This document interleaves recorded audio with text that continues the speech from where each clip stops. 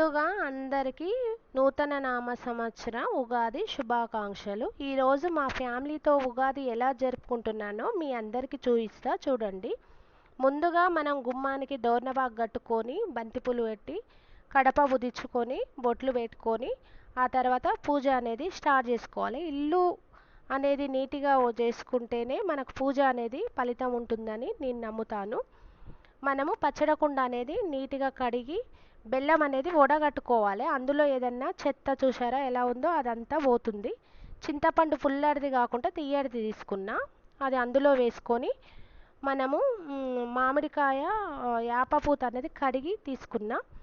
మనకు ఉగాది పండగ అంటేనే చేదు పులుపు కారం వగరు షడ్రుచులు కలిస్తేనే ఉగాది పచ్చడి అంటారు. అలాగే మన జీవితం కూడా అలాగే అన్నట్టు. కష్టాలు సుఖాలు సంతోషాలు అన్నీ వస్తుంటాయి పోతుంటాయి. మన ఉగాది పచ్చడి అనేది మన జీవితం అనేది అలాగే మనకు తెలుపుతుంది. కష్టం సుఖం అనేది ఎలా ఉంటుందో ఈ ఉగాది పండగ అనేది మనందరికీ తెలియజేస్తుంది. ఇప్పుడు నేను కుండకి మంచిగా బొట్లు పెట్టుకొని కంకణం అనేది కట్టుకుంటున్నాను. పచ్చడి అనేది రెడీ అయిపోయింది. నేనైతే ముందుగా ఉగాది పచ్చడి అనేది చేసి పక్కకు పెట్టుకొని ఆ తర్వాత భక్షాలు అనేది రెడీ చేస్తాను. కుక్కర్లో వేసుకొని 3 విజిల్లు వచ్చాక ఆ తర్వాత బెల్లం అనేది తురుముకొని అందులో వేసుకున్నాను. ఒక 10 నిమిషాలు అనేది ఉడకనియాలి. ఇప్పుడు మైదాపిండి గోధుమ పిండి 2 గ్లాసులు గోధుమ పిండి ఏమో 2 గ్లాసులు మైదాపిండి 1 గ్లాసు తీసుకొని కలిపిన. అందులో ఒక స్పూన్ అంతా బొంబాయి రవ్వ వేసి కలిపిన అన్నట్టు. ఆయిల్ వేసుకొని కలిపి ఒక ½ అన్ అవర్ పక్కకు పెట్టుకోవాలి. ఇప్పుడు చూసారా మన చేతికి కూడా అంటట్లేదు. ఇప్పుడు నేను ముందుగా మనం పూర్ణాలదే అనేది రెడీ చేసుకున్న ఉండలు అది అందులో పెట్టి ఇప్పుడు నేను పూర్ణం పెట్టి ఆ తర్వాత భక్ష అనేది రెడీ చేస్తున్నా. భక్షాలు అనేది మనము నెయ్యితో కాల్చుకుంటే చాలా బాగుంటుంది. టేస్ట్ అనేది చాలా చాలా బాగుంటుంది. నెయ్యి అనేది మాకు ఇంట్లోనే నేనే రెడీ చేస్తాను. నెయ్యితోటి కాలిస్తే మంచి టేస్ట్ ఉంటుంది మనకి భక్షాలు అనేది. మనము మంచిగా కాల్చుకున్న తర్వాతకి భక్షాలు అనేది రెడీ అయిపోయింది. ఇప్పుడు నేను కొన్ని పూర్ణాలు అనేది చేస్తున్నా. పూర్ణాలకి టైం లేదు కనుక నేను మినపప్పు అనేది నానబెట్టలేదు. మైదాపిండితోటే పూర్ణాలకు కలిపిన. కొంచెం గట్టిగా కాకుండా లూజ్గా కాకుండా కలుపుకోవాలి. చేతికి వేస్తే అంటకుండా ఉండేలా చూసుకోవాలి. ఇప్పుడు అవి గోల్డెన్ కలర్ వచ్చాక మనం పూర్ణాలు అనేది తీయాలి. రెడీ అయిపోయినాయి పూర్ణాలు అనేది.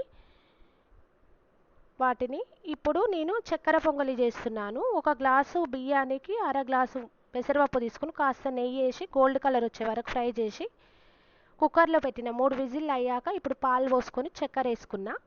అది మంచిగా కలుపుకొని డ్రై ఫ్రూట్స్ అనేది కొంచెము కచ్చాపెచ్చా దంచుకొని నెయ్యిలో అనేది వేంపుకున్నా. ఎందుకంటే అలా అయితే మంచిగా ఏగుతుంది. ఇప్పుడు మనకు చక్కెర పొంగలి రెడీ అయిపోయింది.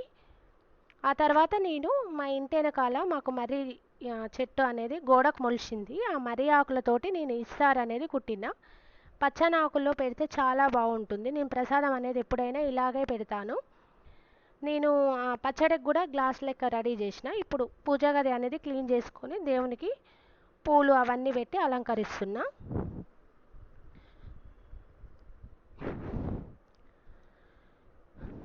కృష్ణుడు చూసారా ఎలా ఉన్నారో? మా ఇంట్లో కృష్ణుడు మీ అందరికి నచ్చిందా? ఇప్పుడు పూజ అనేది ఇలా చేస్తున్నాను నేను. ఇప్పుడు ప్రసాదాలన్నీ ఇందాక నేను కుట్టిన ఆకులో అనేది పచ్చని ఆకులో పెడితే చాలా మంచిదని అంటారు. అందులో పెట్టి నా పూజ అనేది ఇలా కంప్లీట్ అయిపోయింది. మీ అందరికీ నచ్చుతుంది అనుకుంటున్నా. మీ అందరికీ నచ్చినట్టయితే లైక్ చేయండి, షేర్ చేయండి, కామెంట్ చేయండి, సబ్స్క్రైబ్ చేసుకోండి మై ఛానల్. ఉగాది అంటేనే మన తెలుగువారందరికీ ఎంతో ఇష్టమైన పండగ. మనకు ఉగాది పండగ అనేది చాలామంది మన తెలంగాణలో చాలా చాలా బాగా జరుపుకుంటారు.